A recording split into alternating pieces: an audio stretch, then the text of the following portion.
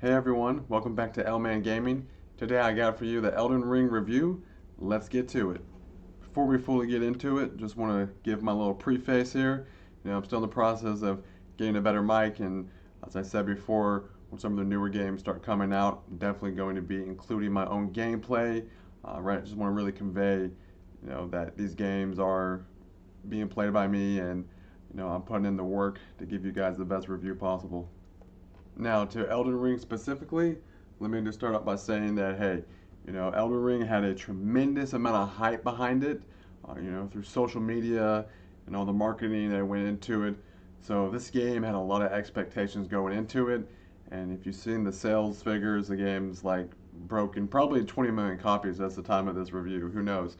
So it's a lot of first-time players for Souls games, and that kind of all goes into this review, and we can kind of push into those kind of elements. So for me personally, I've played every one of Miyazaki's Souls games besides the original Demon Souls, and I played a little bit of the remake of Demon Souls, but I really like Bloodborne and Sekiro the best personally, and Elden Ring is just really a continuation of his genre, and at this point, hopefully the last, because he has perfected the formula, and Elden Ring is the pinnacle of Dark Souls.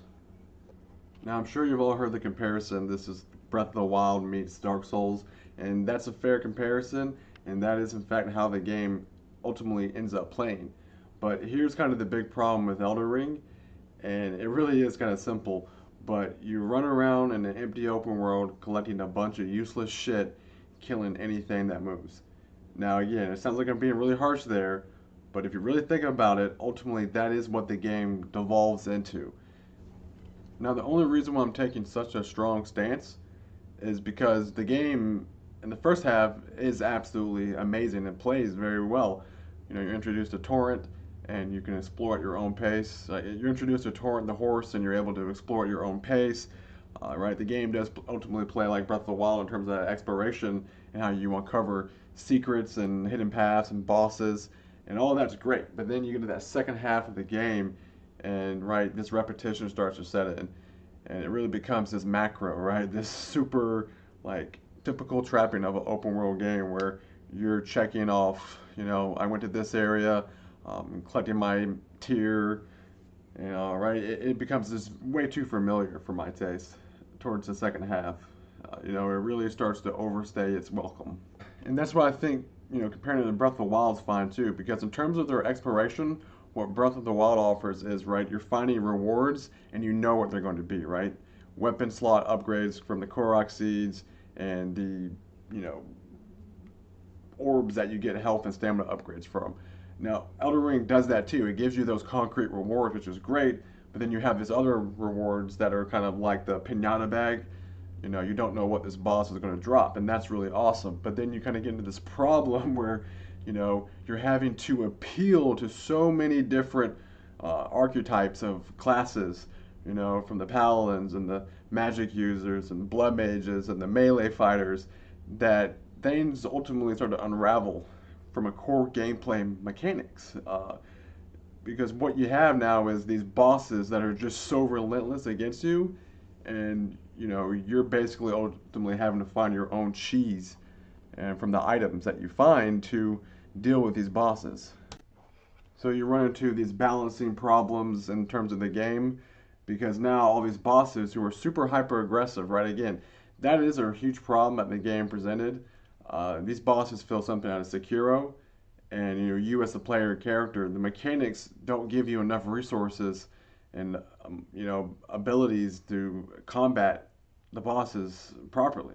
Old kind of style Dark Souls is you wait for your opening and you can get some hits in and you figure out the boss's movesets. Versus something like Melania, Blade of Mikulai, we all very familiar with that boss. If you play the game, you're getting your head stomped in nonstop. And I got no problem admitting it. I had to use the Mimic tier against that fight. That's pretty late in the game too, and at this point, I just did not care. I did not need to earn that badge of saying I beat her in 1v1. It really was meaningless to me, and I used the Mimic tier, took a couple more tries, and I got it. So right now, something like Sekiro, which has the super strong core mechanics, allows you to take on these bosses and stand in their face. Now you're, looking for these opportunities to essentially cheese the bosses, and it feels completely unfair. And really, from a boss standpoint, it's the worst I've ever seen from his games. In terms of how the fights match up. Now, I'm not saying that they need to take the deflect and parry mechanics from Sekiro, but right, if they're going to keep pushing this genre forward, and as I mentioned before, I hope they don't. Right, the core mechanics need to be completely readjusted. They had that one mechanic where if something hits your shield, you can attack back like a counter attack. That's pretty lame, but that's kind of where they need to take the game, right? But just a lot more deeper and impactful, right? The Dragon's Dogmas, and right, the Final Fantasy 16s, it's kind of more actiony combat where your sword can do more than just a couple strings of combos. That's ultimately where they need to kind of take the game, and again, that's where it's a kind of a flaw and ultimately kind of interesting waters to get into because you're trying to appeal to all these different architects and classes, and I mean, how can you really kind of change the mechanics? So, even they have kind of backed themselves into a corner in terms of what the game represents. But from a fairness standpoint, again, I think we can all agree here that the bosses and how you have to tackle them it just feels totally out of place and really the worst experience I've had for boss fights in any kind of Souls game. Now, this is one of those things where I very well could be wrong on, but it's more like a design choice and how the game is ultimately end up being made. But right, it's like what's more important, the RPG elements, right? Would people care if some of those RPG elements got toned down in terms of all the different kind of spells and magic? If the melee system was improved and made more of the core gameplay? Because I don't know how they make the magic kind of like the core gameplay. That would be a lot more harder to balance. But the melee, they could absolutely kind of control more.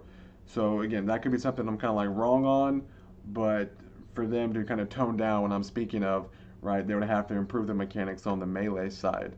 And again, I don't know if that's right or wrong, but that is ultimately how they would have to do it. Now let's kind of get more into the open world aspect of it too, right? I mean, what is really kind of happening in this world that's going on that is interesting? The answer is actually zero. Again, I hate to say it, but it really is zero. Um, in fact, I make the joke too.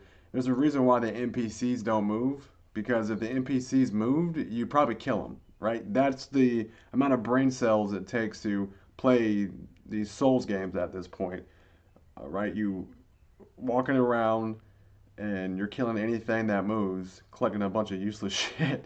Again, it sounds harsh, but ultimately, right? Just think about it. It's funny. I actually laughed when I thought about it because it is true and it is funny.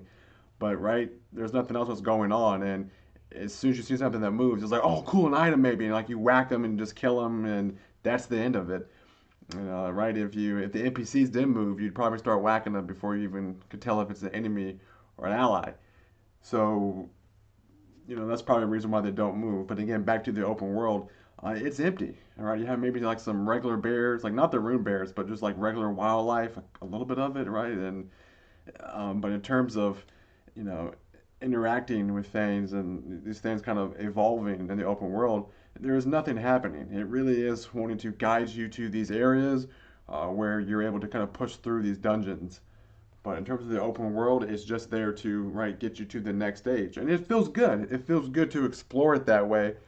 But uh, you know, when you have to kill invisible turtles, like that's the end of it. You've kind of lacked a lot of things there in terms of what's really happening in that open world. So it really is just turning into this kind of mindless hack and slash, just riding through, finding something else to kill, and that's a shame because the world is beautiful. The lands between is gorgeous, and there's a lot of things to see. Sadly, there's just not a lot of things to do. As I mentioned before, right, this is kind of the pinnacle of the Dark Souls series. So that is a compliment to it, right? But here's kind of where this discussion for this review really needs to go to and where it gets interesting. Because, right, I'm a fan of Miyazaki. I've played just about every one of his games for the Soul series.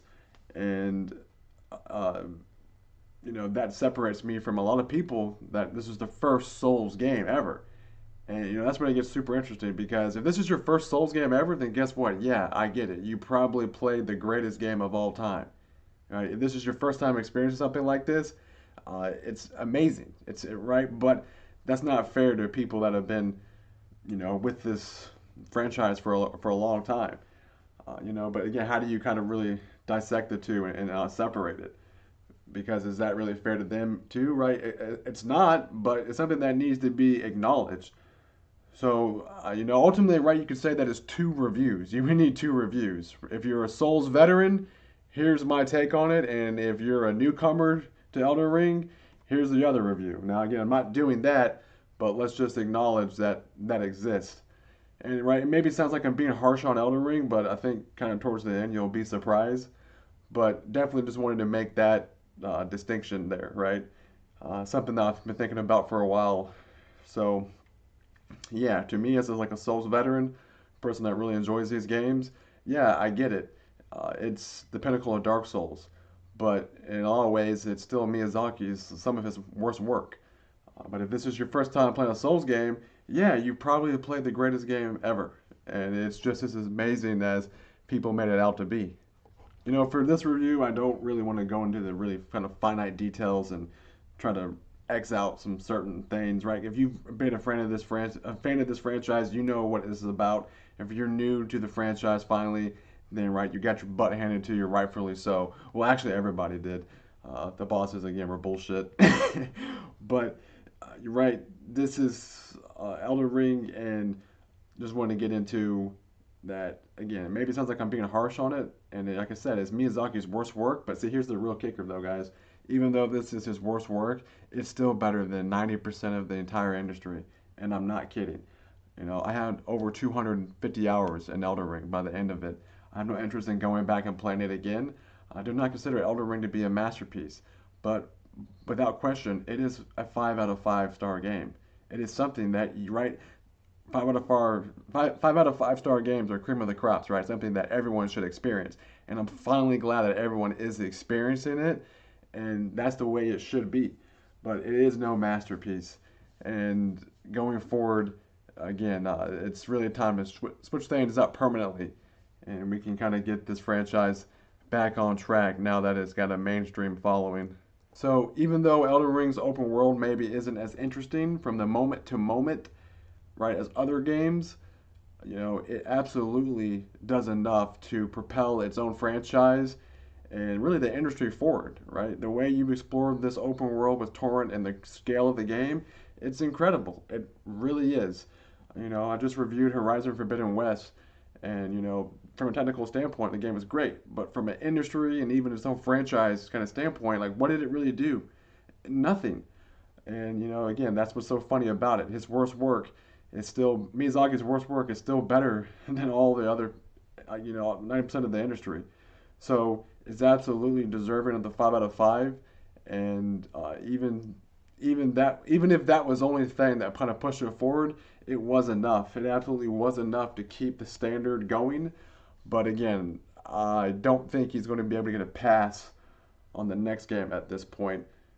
So hopefully, again, with the money, there is a big switch up, and we're going to get some really new, interesting takes on the Souls formula. So yeah, guys, that's my take on Elden Ring, my review. Again, I'm pushing forward in terms of hopefully some better mics. Going to get that gameplay out. The next big game that comes out is God of War Ragnarok, and man, I gotta say, I think Elden Ring's probably going to take Game of the Year just because it just did enough, and the hype is just so monumental to it. For God of War to have a chance, the boss fights just have to be just impeccable, like no flaws in any of the boss fights, like whatsoever.